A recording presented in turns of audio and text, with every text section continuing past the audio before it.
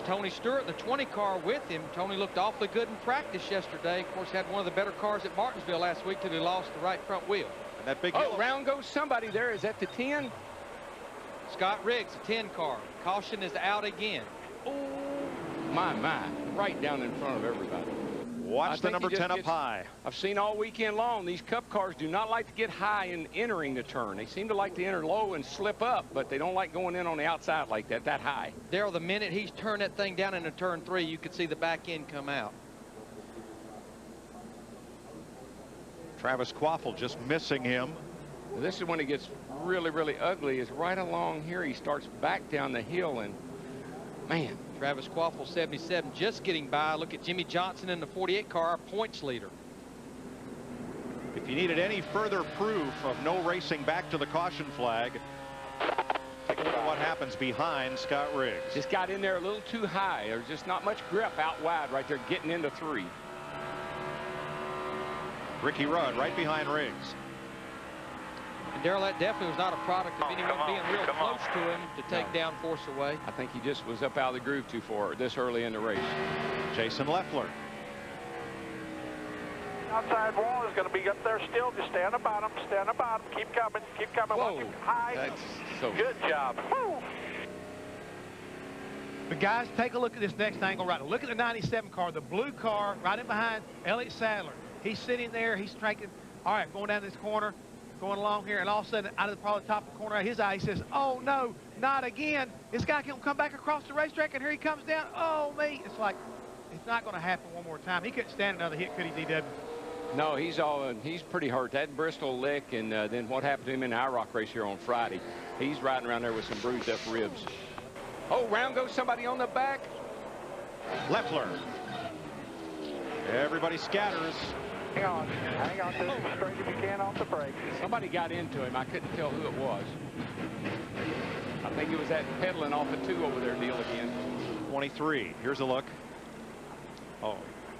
He may have got a little help from Robbie Gordon in the 7 car. Looked like he was a little free anyhow, and then, of course, Robbie in the throttle. What we see over there is, and it's hard to tell from just watching it, is guys are having to lift a little bit because they get to pushing off that turn. When they do, if somebody's right up on your back bumper, they just can't slow down that quickly. You hear him playing with the throttle.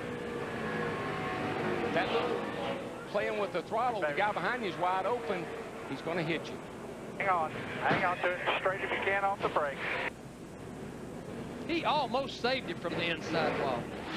Back to 33rd. In spring rubbers, they put them in increments. You could have one spring rubber cut in about 4 pieces, and you ease them out as the race goes on. Jeff Green and Bobby Labonte. Scott Wimmer in a 22 You can car close your eyes and know that Bobby Labonte was going to be in it. Bobby Labonte was ill to start the day. Add ill-tempered. 43 here. Mark Martin right alongside, or near alongside. Jeff slips up in front of Mark and didn't quite have Mark cleared. Mark gets off and Mark backs off. Daryl, that's right there coming off turn 2. We saw it just a little while ago with Robbie Gordon in that group, and we saw it 4 or 5 times yesterday. It looked like Bobby Labonte ran into the back of Kyle Busch. Just another chain reaction collision. Bobby Hamilton Jr. got part of that as well. Yeah, he got big damage, so did 22.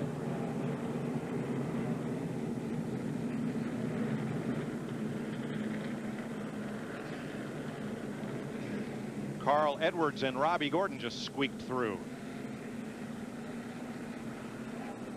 And, you know, you can look at it and you can say, well, why didn't Mark back off? That's a point over there where there's nothing you can do. That guy in the 43, Jeff Green, he probably had to pedal it a little bit. Mark got into him. I said Carl Edwards. Actually, that was Casey Mears who just slipped through there in the green car.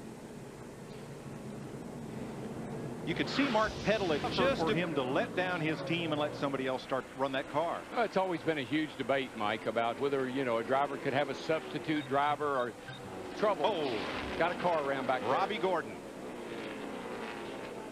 pounds the wall pretty hard coming off turn 2 and tears the back end off of his Chevrolet. Boy, I hate that. And it's off turn 2 over there. You can see him up high. He just got loose there. He's all by himself. Backs it in the fence. Parts flying, springs coming out. And he was having a decent run. He was just one lap down, running up in the top 22, 23 cars. What I saw that I liked there was he never stopped driving it. You could see those wheels pulling forward. He was digging to get that car straightened out so it wouldn't spin back up in front of traffic. Casey Kane has crashed hard coming out of turn 4. Yeah, all by itself, Mike. You don't want to run back in. That is the 9th caution of the day. He was pretty good right there. I'm still just a tad tight. I believe that's Casey Mears. Lap 271, Casey Kane coming off turn 4 by himself. No other cars involved. But Darrell, that's a hard hit. You look up the top of the screen, you'll see him. He has climbed out okay. I think something happened to the engine in that car because you see smoke coming out of it before he crashes. How about it there, Steve? Hey, DW, so far all Casey Kane has said is something broke. Car definitely just came around with it. Yeah, I think there's smoke coming out of it before it ever comes around, and there's a pretty good trail of oil down to where he is, as if something, either engine or something, let go in that car. Yesterday, that lap back, Casey Mears running the high side. trouble. Blaney has spun and hit the wall hard. Turn 2. Caution is out.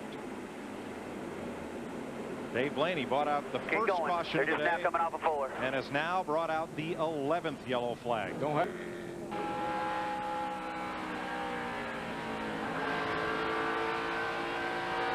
Darrell looked a little like Blaney might have been loose going in the corner and then might have gotten contact from Matt Kenseth. Probably made some sort of an air pressure adjustment, thinking about a little short run here, not that many laps, and things spun around on him. And just to update you, you talked about guys on 2 tires. We talked about the Ganassi car. 3 of Is them. closing on second place, Jamie McMurray. Keeps clawing away, clawing away. Well, he better claw in a hurry because white flag, 1 to go. He's going to be there when they get back around here. I can tell you that. He is cutting into that 42's lead.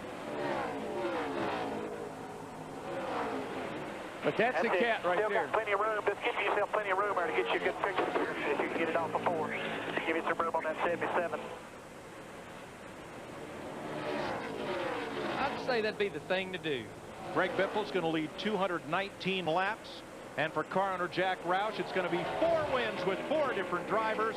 Greg Biffle wins in Texas. Jimmy McMurray 2nd.